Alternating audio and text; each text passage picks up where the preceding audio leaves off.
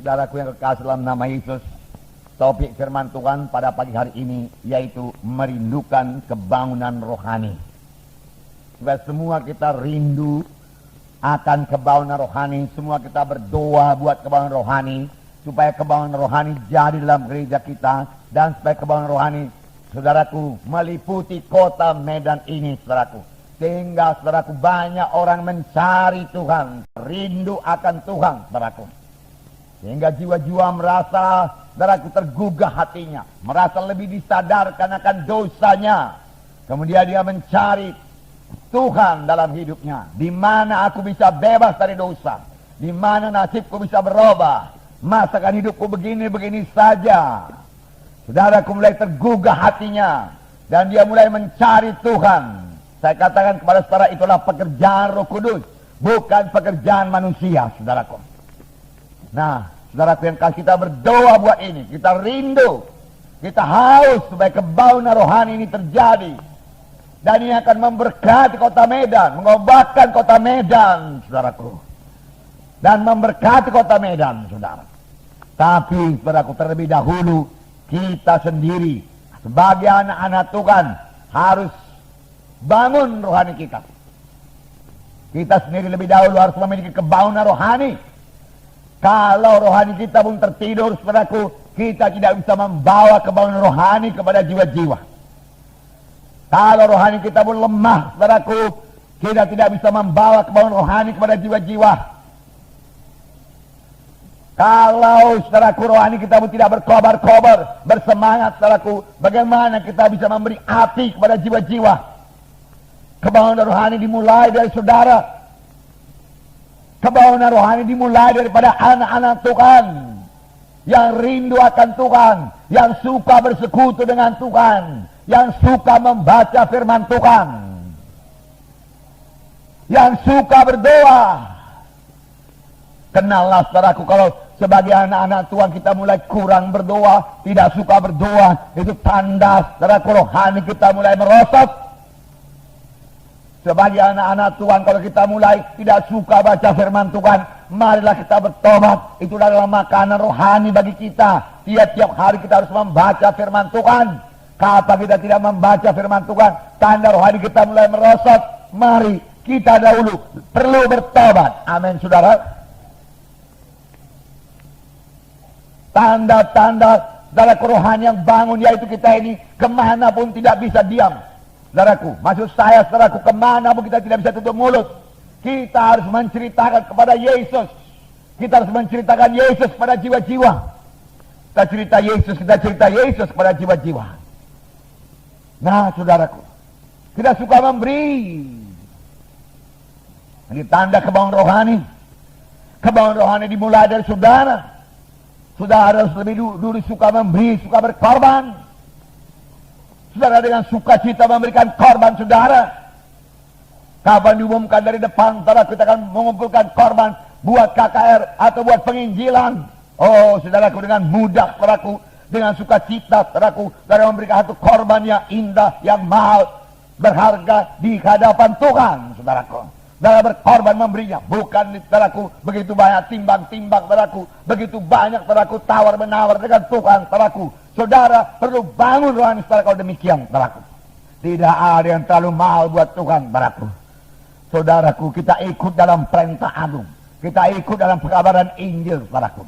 Satu kesempatan kepada kita untuk berkorban kalau ada pekabaran Injil. Beri, saudaraku, beri supaya kepada orang beri. Ini tanda-tanda rohani yang sehat, rohani yang bangun, yang bisa membawa kebangunan rohani bagi orang lain, saudaraku. Apalagi tanda yang saudara berkata, tanda rohani yang sehat, saudaraku. Dia suka bersaksi, dia suka menginjil, saudaraku. Dia suka berkorban. Dan satu lagi, saudaraku, dia terbeban pada jiwa-jiwa karena mengasihi jiwa-jiwa. Dia tahu kemana perginya jiwa-jiwa yang belum memiliki Yesus sebagai Tuhan dan Juru Selamatnya. Banyak sekali, saudaraku, orang Kristen di kota Medan ini, saudaraku, belum pernah punya persekutuan pribadi dengan Yesus. Dia tidak pernah tahu pasti akan keselamatan jiwanya. Dia tidak tahu apakah dosanya sudah diampuni atau tidak. Padahal Yesus datang ke dunia ini telah untuk mengampuni dosa kita. Dan firman Tuhan berkata supaya kamu tahu. Semua ini kutuliskan kepadamu supaya kamu tahu bahwa kamu yang percaya kepada Yesus Kristus anak Allah beroleh hidup yang kekal. Saudara, kita harus mengetahui dengan pasti kemana kita pergi setelah kita meninggalkan dunia ini. Surga atau neraka. Tidak ada tempat yang ketiga, saudaraku. Tidak ada di tengah-tengahnya, tidak ada. Dan tidak bisa pindah dari neraka ke surga setelah didoakan. Tidak ada, saudaraku. Itu ditentukan pada waktu kita masih di dunia ini. Kita lah yang menentukannya, saudaraku. Keselamatan sudah disediakan Tuhan bagi kita. Tuhan itu Tuhan yang baik, saudaraku. Oh, puji Tuhan.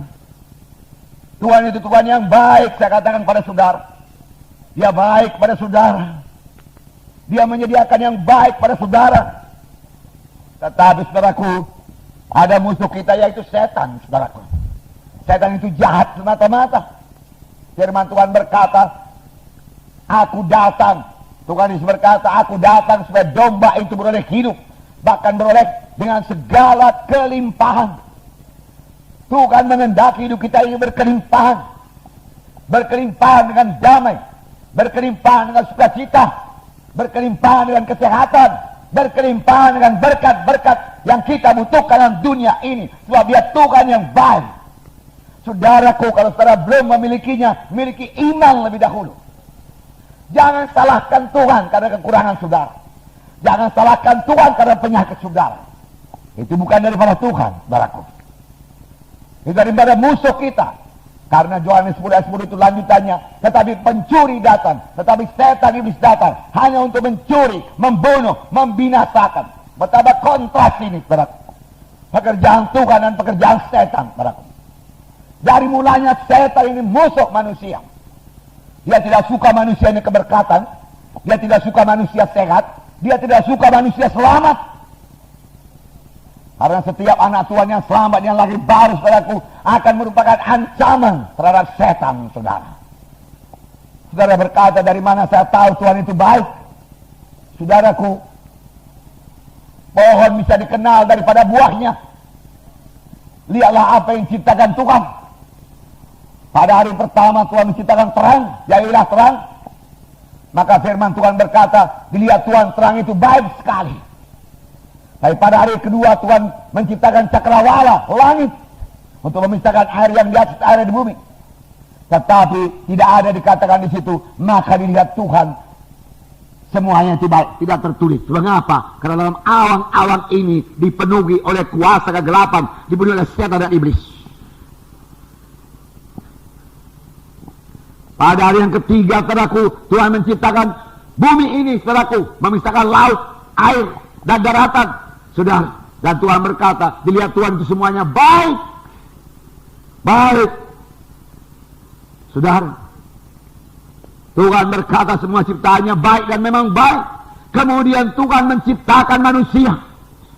Penciptaan manusia lain sedikit daripada penciptaan, saudaraku, alam semesta ini. Penciptaan alam semesta dijadikan Tuhan. Jadi, dia katakan jadi, saudaraku.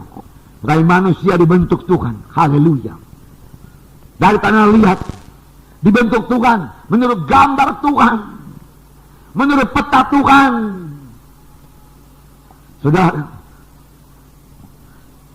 Lalu dihembuskan Tuhan napas yang hidup. Lalu manusia itu menjadi makhluk yang hidup. Lalu diberikan Tuhan taman Eden yang kaya. Taman Eden yang luar biasa. Damainya, senangnya, sejahteranya. Di sinilah engkau tinggal. Betapa baiknya Tuhan itu. Betapa baiknya Tuhan itu. Mempersiapkan segala kebutuhan manusia ini. Betapa baiknya. Tetapi sayang datang setan menipu manusia itu. Setan kerjanya menipu sampai sekarang. Jangan mau ikuti setan. Jangan mau dengar suara setan, saudaraku. Dan jangan mau cakap-cakap dengan setan.